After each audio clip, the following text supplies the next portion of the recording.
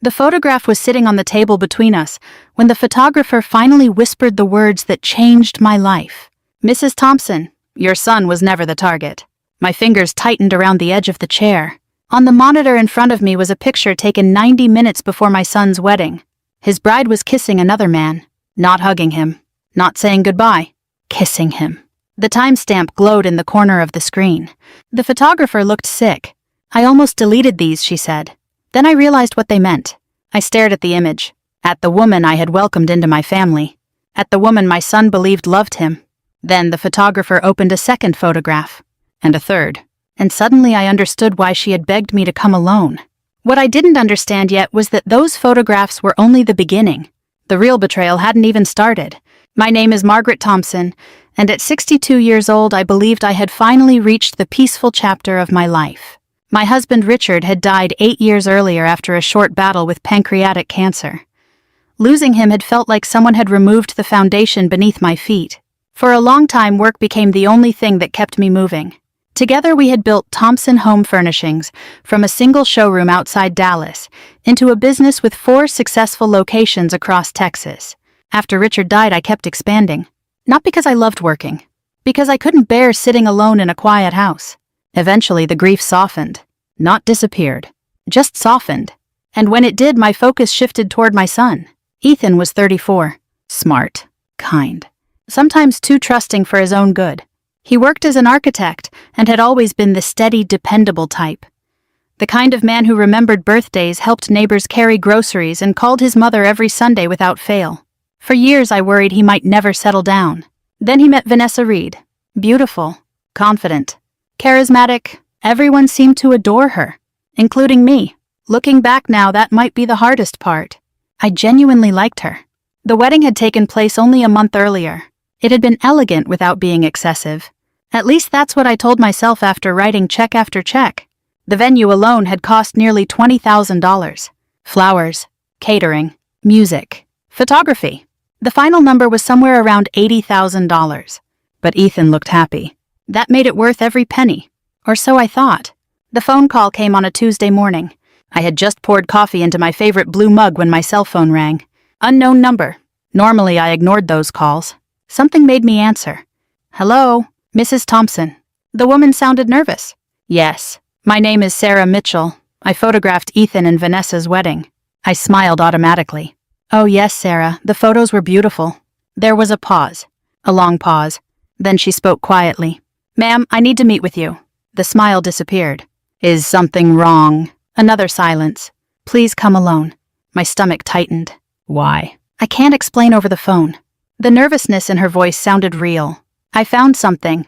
"What kind of something?" Another pause. Then words that immediately made my heart race. "Something terrible." I stood motionless in my kitchen. "Is Ethan okay?" "Yes." "Vanessa?" "Yes." "Then what is this about?" "Please," she said, "come to my studio. Don't tell your son." The way she said it made my pulse quicken. "Don't tell Ethan." "No." "Why?" "Because if I'm right..." Her voice broke slightly. "If I'm right, this will destroy him." The line went quiet. I stared out the kitchen window toward my backyard. A warm Texas morning. Blue sky. Freshly trimmed grass. Everything looked normal. Nothing felt normal. When I asked, "Today?" I checked the clock. 9:17 a.m. "How soon?" "Whenever you can get here." I grabbed my keys. "Text me the address." "Thank you, Mrs. Thompson." She sounded relieved. Almost grateful. That frightened me more than anything else. The drive to Dallas took 40 minutes. The entire trip I tried convincing myself there was a reasonable explanation. Maybe she had found evidence of theft at the venue. Maybe someone had forged invoices. Maybe there had been a problem with one of the vendors. Anything. Anything except what my imagination kept suggesting. Sarah's studio occupied the second floor of a renovated brick warehouse near downtown. She greeted me at the door. Mid-40s. Professional. Normally cheerful. Today she looked exhausted, as though she hadn't slept. "Thank you for coming." "What happened?" She glanced toward the editing room. "Let's sit down." The room smelled faintly of coffee and printer ink. Large framed wedding portraits lined the walls. Happy couples.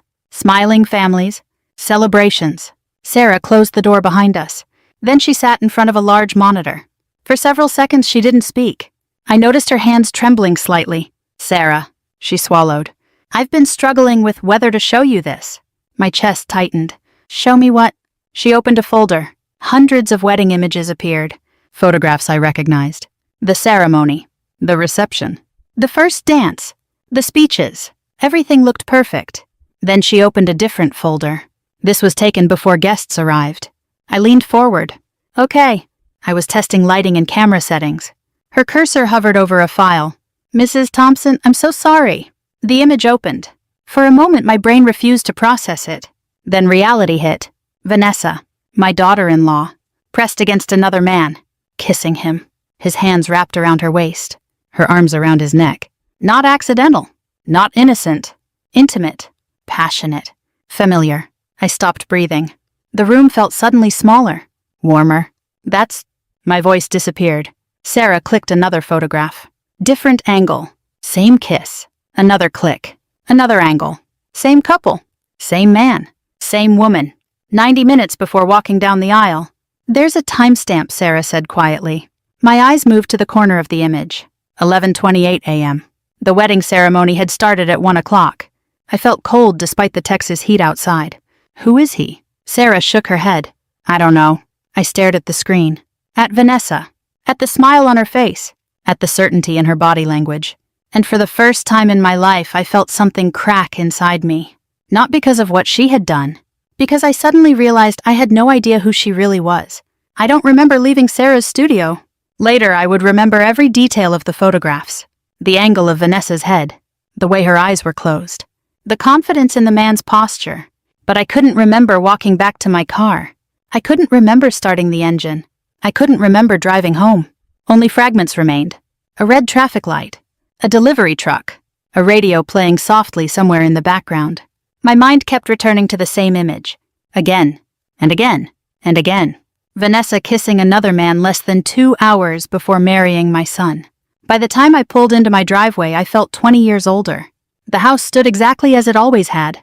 White stone exterior. Large oak trees. Flower beds carefully maintained by the landscaping crew. Everything looked peaceful. Yet for the first time in years, I sat in my car and didn't immediately get out. I simply stared at the steering wheel, trying to think, trying to understand, trying not to call Ethan. That was the hardest part. Every instinct told me to pick up the phone, to tell him immediately, to protect him, to warn him. But Sarah's final words echoed in my mind. Make sure you know everything before you act. At the time, I hadn't fully understood what she meant. I would soon. That night, Ethan called. Like he always did. Every Tuesday evening. Hey, Mom. His voice sounded normal. Happy. Relaxed. My chest tightened. Hi, sweetheart. How was your day? I looked out the kitchen window. Darkness had settled over the backyard. The pool lights reflected softly against the water. My day was fine. The lie came surprisingly easily. Good. Vanessa and I were thinking about coming by this weekend. I closed my eyes. Vanessa. Even hearing her name felt different now.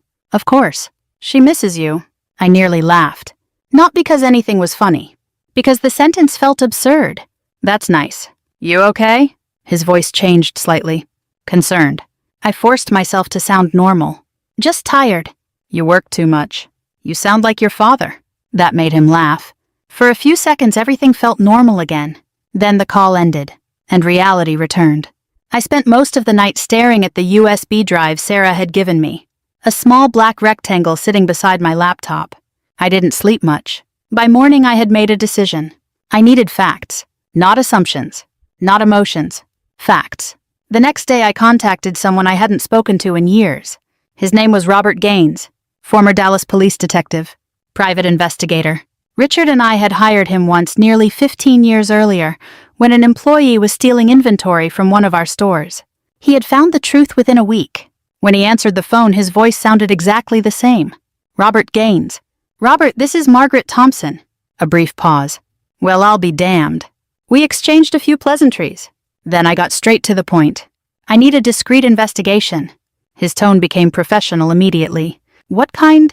A woman. Spouse. My daughter-in-law. Silence. How discreet. Very. What are you looking for? I glanced toward the USB drive. The truth.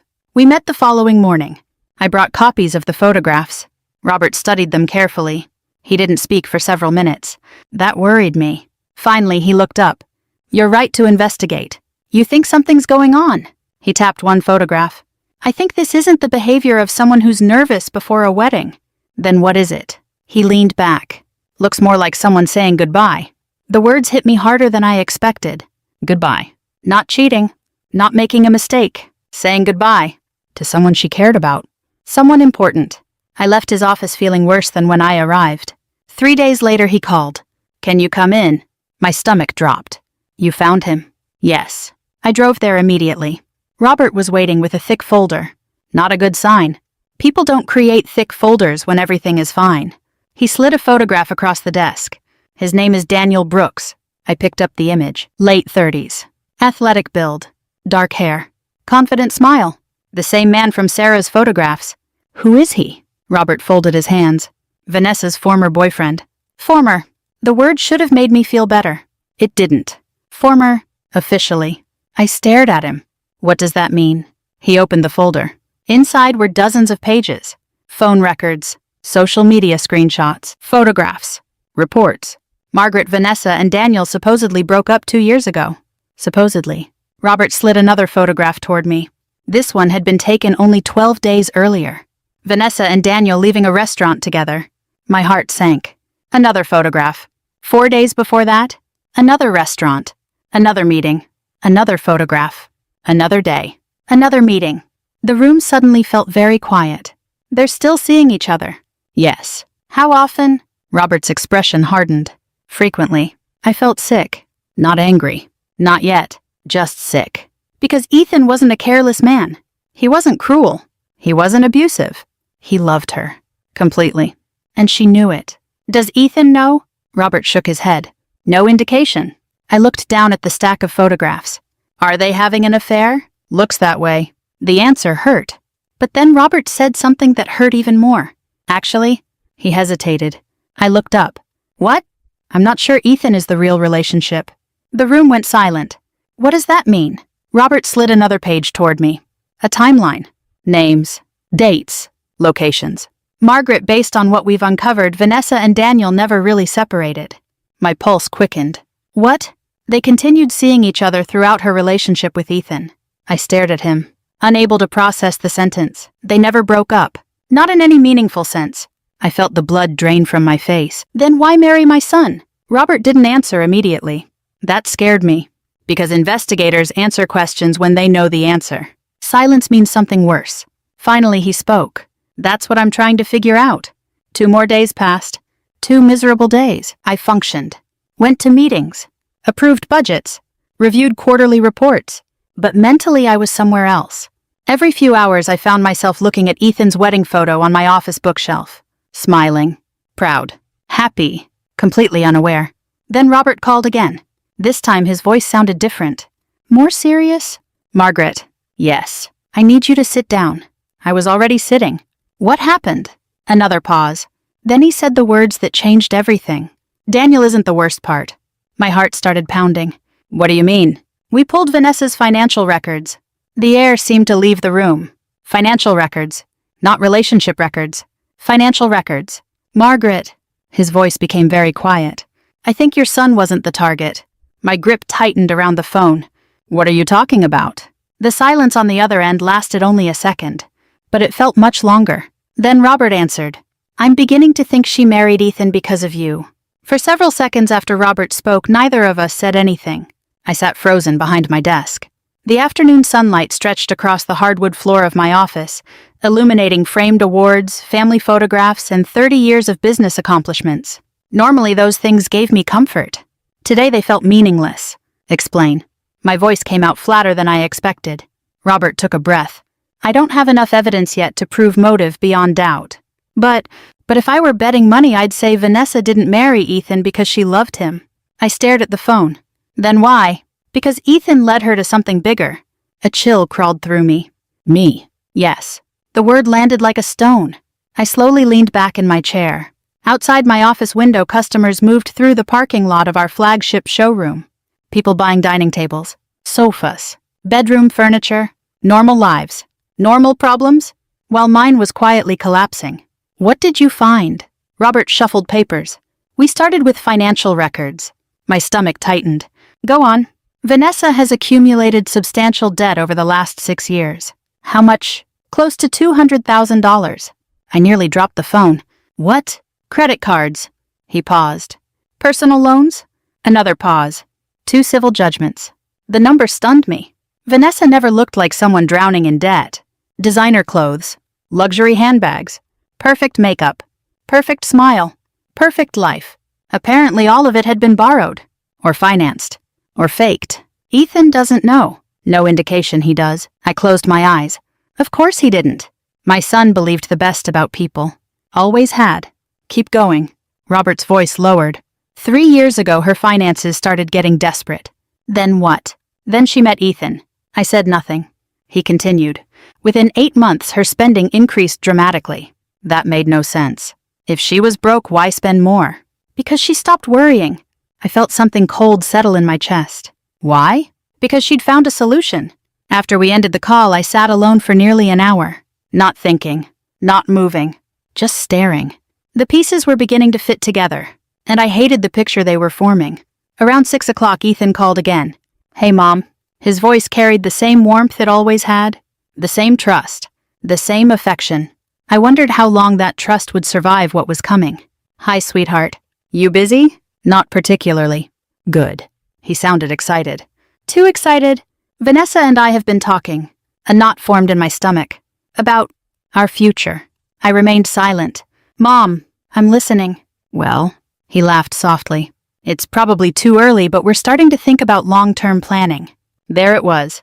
The conversation Robert had predicted. What kind of planning? A bigger house eventually. Children, maybe. He paused. And estate planning. I felt my pulse quicken. Estate planning. Not children. Not marriage. Not careers. Estate planning. 30 days after the wedding. Interesting priorities.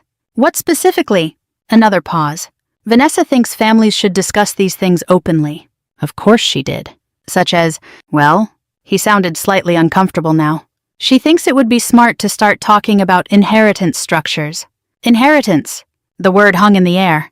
I looked across my office toward a photograph of Richard. My late husband was smiling in the picture. One arm around me. One around Ethan. A simple family photograph taken 20 years earlier. Back when life made sense. What do you think I asked? About what? Inheritance. He hesitated.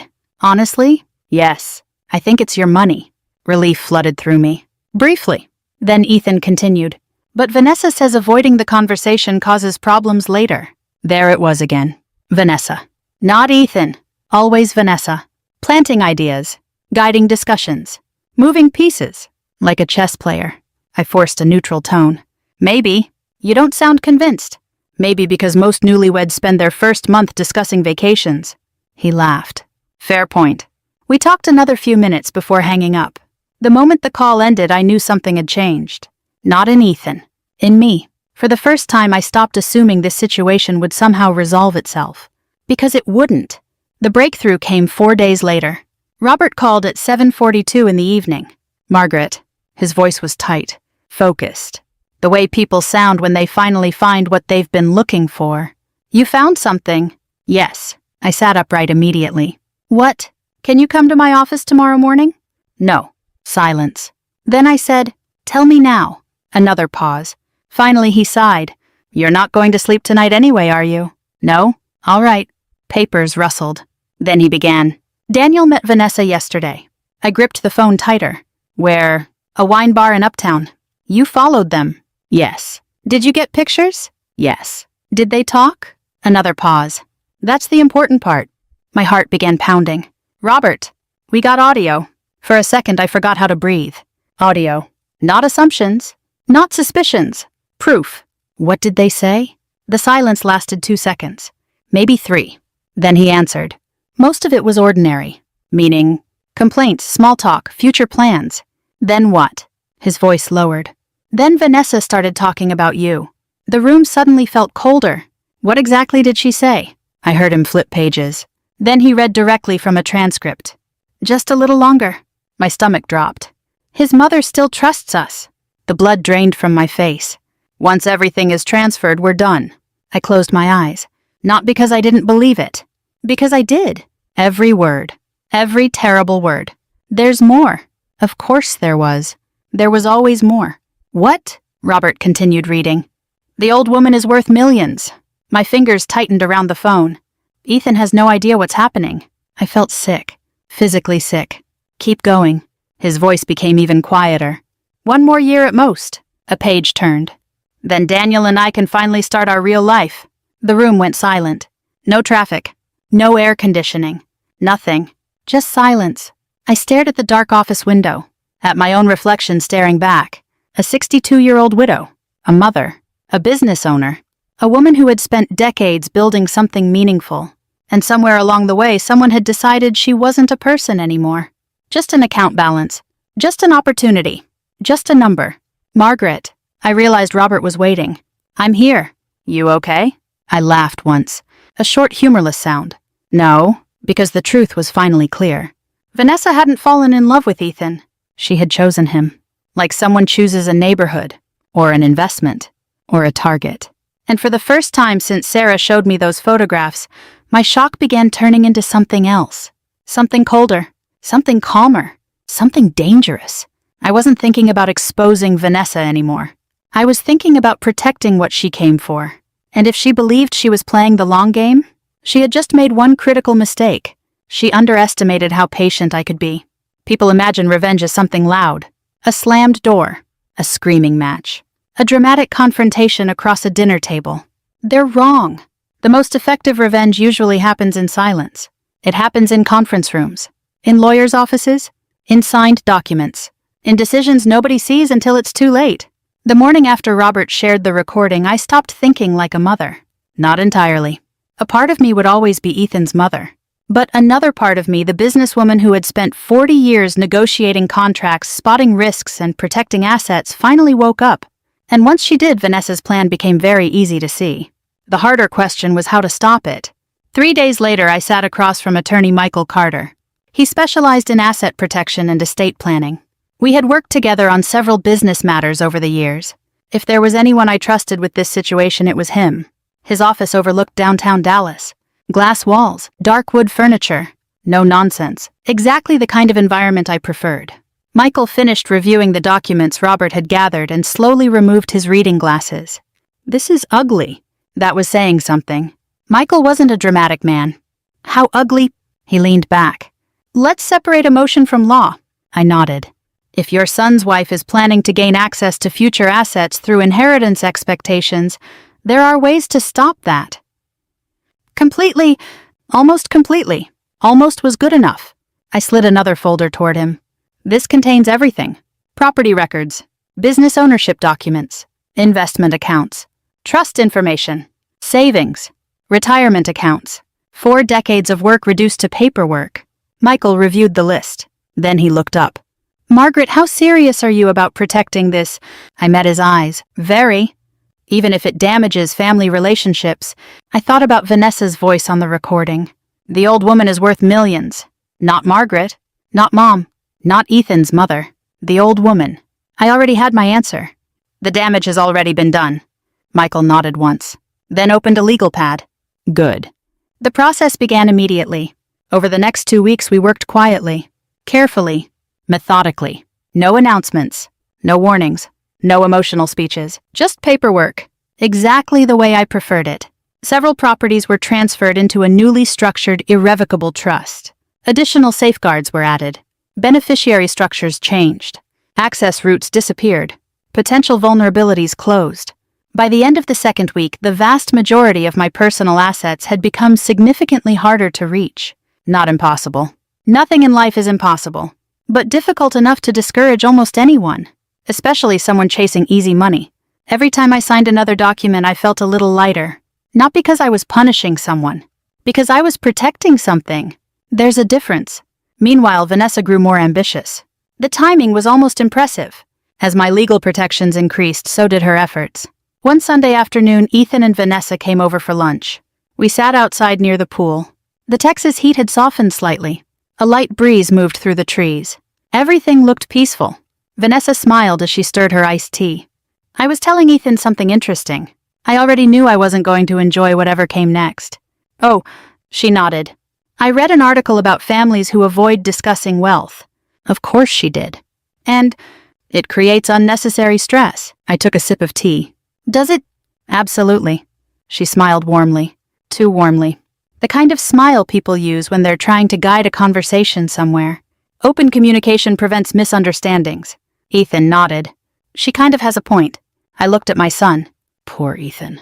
He genuinely believed this conversation was about family health, not financial strategy. What exactly are you worried about misunderstanding? I asked. Vanessa laughed softly. Nothing specific. Then came the real question. We were wondering whether you've updated your estate documents recently. There it was. Right on schedule. I kept my expression neutral. Why? No reason. Another smile. We just think planning ahead is smart. I nodded slowly. You're right. The surprise on her face lasted less than a second, but I saw it. She hadn't expected agreement. Interesting. I actually have been updating things. Now she looked interested. Very interested. What kind of updates? I smiled. Oh, boring legal stuff. Her eyes narrowed almost imperceptibly. She wanted details. I wasn't giving any. A few days later, Robert called again. This time he sounded amused. You'll enjoy this. That got my attention. What happened? Daniel and Vanessa met yesterday. My stomach tightened. More recordings. Yes. I waited. Then Robert laughed. Actually laughed. Margaret, she thinks she's winning. I leaned back in my chair.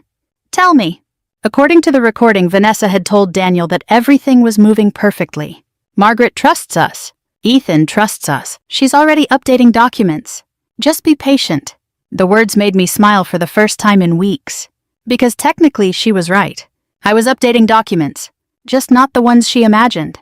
Anything else? I asked. Robert hesitated. Actually, yes. His voice became serious again. We captured another statement. My smile faded. What statement? A page turned. Then he read. Once Margaret signs everything over, Ethan is finished. The room went completely still.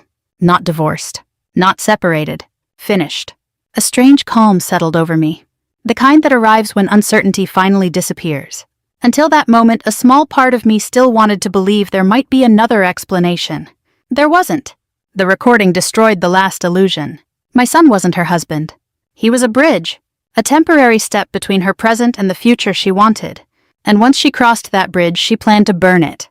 That evening, I sat alone in my living room. The house was quiet. The same house where Ethan had learned to walk, where Richard had celebrated birthdays, where Christmas mornings once felt magical. I stared at family photographs lining the mantel. So many years, so many memories, so much trust. Eventually, my eyes settled on one photograph. Ethan at age 12, missing front tooth, holding a fishing rod, grinning at the camera. I remembered that day. He'd caught nothing. Absolutely nothing. But he'd spent the entire afternoon convinced the next cast would be the one. That was Ethan. Always believing. Always trusting. Always seeing the best in people. And because of that, he was exactly the kind of man predators look for. I picked up my phone. Then called Michael.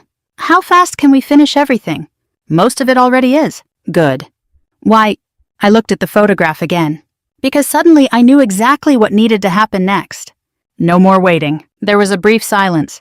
Then Michael asked, What are you planning? I smiled. For the first time in over a month.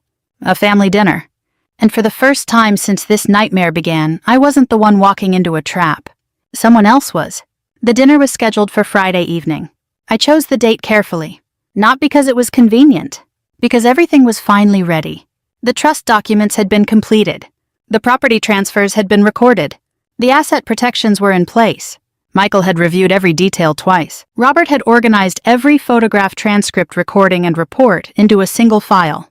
Nothing was left to chance. For the first time in 6 weeks, I slept through the night. Not because I felt better, because I knew exactly what I was going to do. And uncertainty is often more exhausting than bad news. The guests arrived shortly after 6. Ethan and Vanessa came first. Vanessa entered carrying a bottle of expensive wine and wearing the kind of smile that made people trust her immediately. The smile still worked. I understood that now. It was one of her greatest skills.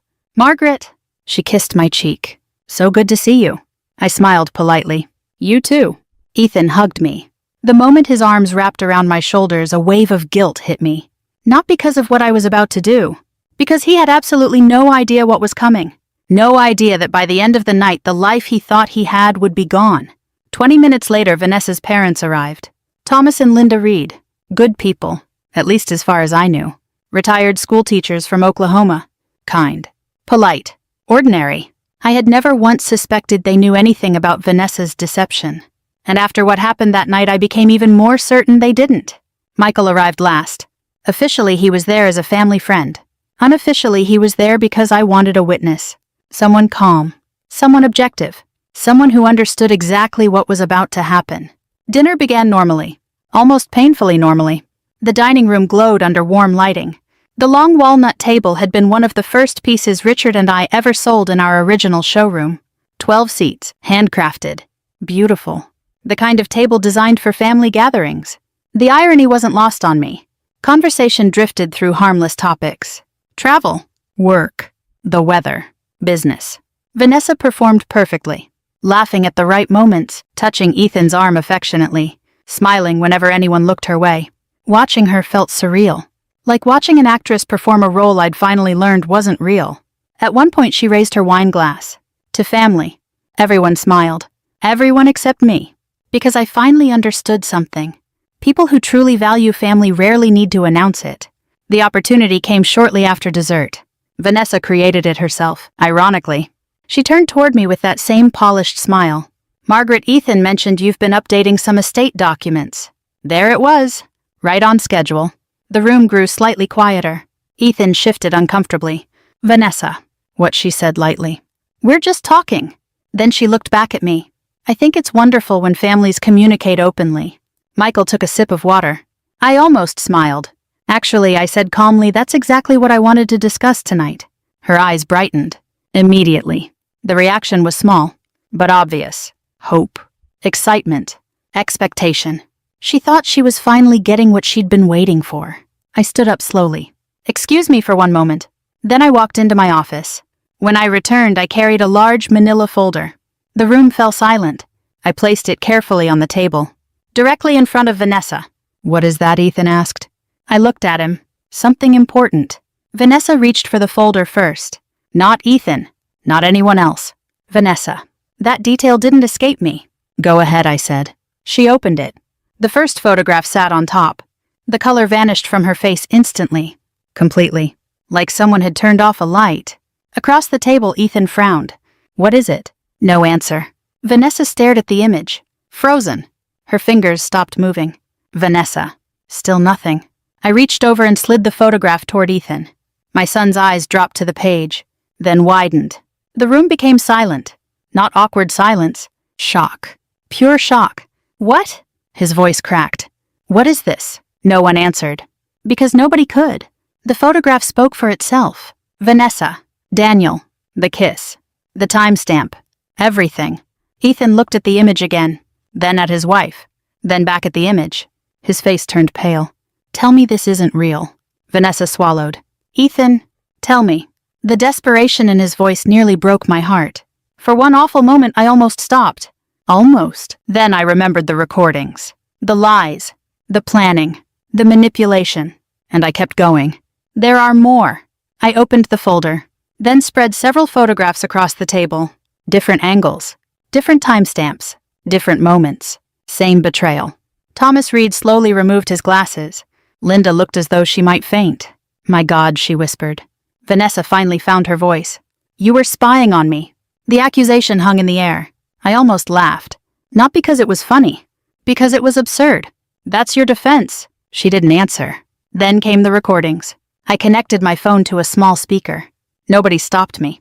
Nobody even moved. The first audio clip began playing. Vanessa's voice filled the room. Clear. Unmistakable. His mother still trusts us. Ethan's face tightened. The next sentence followed. Once everything is transferred, we're done. Linda Reed covered her mouth. Thomas looked physically ill. The room remained silent. Then another recording. She's worth millions. Another. Ethan has no idea what's happening.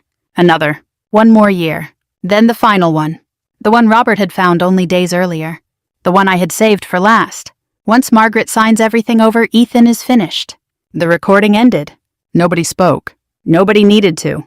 The truth had finally entered the room. And it wasn't leaving. Ethan sat motionless, completely motionless. I've seen men receive bad news before. Business failures. Divorces, bankruptcies, deaths. This was different. Because the person hurting him wasn't a stranger. It was the woman he loved. The woman he had trusted enough to build a future with. Is it true? His voice barely rose above a whisper. Vanessa stared at the table. Ethan. Is it true? This time he looked directly at her. The silence lasted several seconds. Then came the answer. Not with words. With her face. Because sometimes people confess before they speak. And in that moment everyone at the table knew. Even before she opened her mouth. The lie was over. But there was still one thing nobody in the room knew. One final surprise. And when I revealed it, Vanessa's expression changed from panic to absolute terror. Nobody spoke. The dining room remained frozen in complete silence. The recording had ended several seconds earlier, yet nobody moved. Nobody reached for a glass. Nobody looked away. Vanessa sat rigid in her chair, staring at the table. Ethan looked as if someone had knocked the air out of his lungs. And for the first time since this nightmare began, I realized something important. I wasn't angry anymore. Anger had carried me through the first days. Shock had carried me through the investigation. Determination had carried me through the legal work. But now I simply felt tired. Tired of lies. Tired of manipulation. Tired of watching people mistake kindness for weakness. Ethan finally broke the silence. When his voice sounded hollow, Vanessa looked up. What? When did you decide to do this? Tears appeared instantly. Right on schedule. But something had changed. Nobody at the table believed them anymore. Ethan. When? His voice rose. The first real emotion I'd heard from him all night. When did you decide I was just a stepping stone? Vanessa opened her mouth. Closed it. Opened it again. I loved you. The statement hung in the air. Then Thomas Reed suddenly stood. His chair scraped against the floor. Stop. Everyone looked at him. His face was pale, humiliated, heartbroken. Don't insult his intelligence. Vanessa stared at her father. Dad, don't. His voice cracked. We didn't raise you like this. For a moment I saw something in Vanessa's eyes. Not guilt. Not remorse. Frustration. Because the performance wasn't working anymore. The audience had stopped believing. Then Daniel entered the conversation without being present. Because Michael quietly slid another document onto the table. A printed transcript. The final recording. The longest one. The one nobody had heard yet. I looked at Ethan. You should read this. His hands trembled as he picked it up. The room remained silent while his eyes moved across the page. Halfway through he stopped. Then started reading aloud. Slowly. Painfully. Daniel said, "What if Ethan finds out?" His voice faltered. Then continued. Vanessa replied. He swallowed hard. He won't. Ethan believes whatever people tell him. The room felt colder. Ethan kept reading. Every word seemed to hurt him. And his mother... Another pause. Then, she's lonely. Lonely people are easy. Linda Reed burst into tears. Thomas sat back down heavily. Across the table, Vanessa looked trapped. Not because she was sorry. Because she could no longer control the narrative. Ethan continued reading. Each sentence hit harder than the one before. The final paragraph destroyed whatever remained. One day we'll laugh about this. He stopped. His voice disappeared. Then he read the last line. By the time we're done, neither of them will know what happened. Silence. Complete silence. The transcript slipped from his fingers. I expected yelling. Most people would. I expected accusations. Crying. Drama. Instead, Ethan simply sat there. Very still. Looking at nothing. A man watching his future collapse. Finally, he looked at Vanessa. Not with anger. That would have been easier. He looked at her with disappointment. Deep disappointment. The kind that cannot be repaired. Was any of it real? Vanessa didn't answer. That answer was enough. Ethan nodded once, slowly, then stood. I'll contact an attorney on Monday. The words landed like a hammer. Vanessa's head snapped up. Ethan. No. For the first time all evening, he interrupted her. No more lies. His voice was calm. Completely calm. Which somehow made it more powerful. I don't care what explanation you prepared. Please listen. I listened for 3 years. The room went silent again. I believed you for 3 years. Another pause. You don't get any more time. Vanessa stared at him. The reality was finally sinking in. The plan had failed. Completely. Then I revealed the final surprise. The one that transformed her panic into fear. I looked directly at her. There's one more thing you should know. Her eyes met mine. I saw hope there. A tiny amount. A desperate amount. Perhaps she still believed there was something left to save. Some financial angle, some opportunity, some future payoff. I almost felt sorry for her. Almost. 6 weeks ago, I said calmly I hired an estate attorney. Michael placed another folder on the table. Vanessa's face tightened. I transferred the majority of my assets into an irrevocable trust. The color drained from her face. Completely. You what? The reaction told me everything. Not because of what she said, because of how quickly she said it. Inheritance had been on her mind all along. Michael spoke for the first time. Everything has already been finalized. I continued. The properties, the investments, the business interests, the accounts, all protected. Vanessa stared at me, speechless. I leaned back in my chair. There's nothing to transfer, nothing to chase, nothing to manipulate, nothing to wait for. The game was over, and she knew it. 3 months later, Ethan filed for divorce. The process moved quickly, much faster than anyone expected. Vanessa left Dallas shortly afterward. Daniel moved in with her, at least for a while. According to Robert, that relationship lasted less than 6 months. Apparently, trust isn't easy to build when a relationship begins with deception. Who would have guessed? Thomas and Linda sent Ethan a handwritten letter. 3 pages, apologizing for things they never did, taking responsibility for things that weren't their fault. Good people often do that. They carry burdens that belong to others.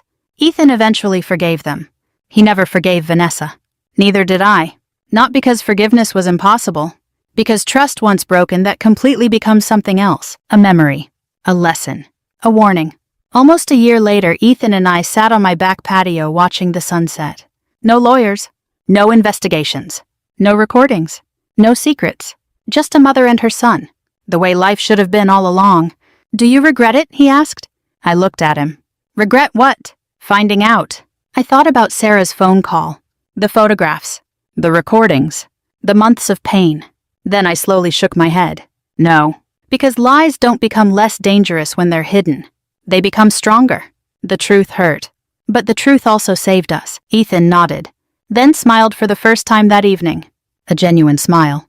The kind I hadn't seen in a long time. And in that moment, I realized something. Vanessa hadn't taken my family away. She revealed who truly belonged in it. The people who loved us stayed. The people who saw us as opportunities left. And maybe that's what betrayal really does. It doesn't destroy a family. It reveals it. If this story meant something to you, take a moment to reflect on the people who truly value you, not for what you can give them, but for who you are. And if you've ever experienced betrayal, I'd love to hear your thoughts. Leave a comment below and tell me where you're watching from. We share stories like this every day, so subscribe and join us for the next journey.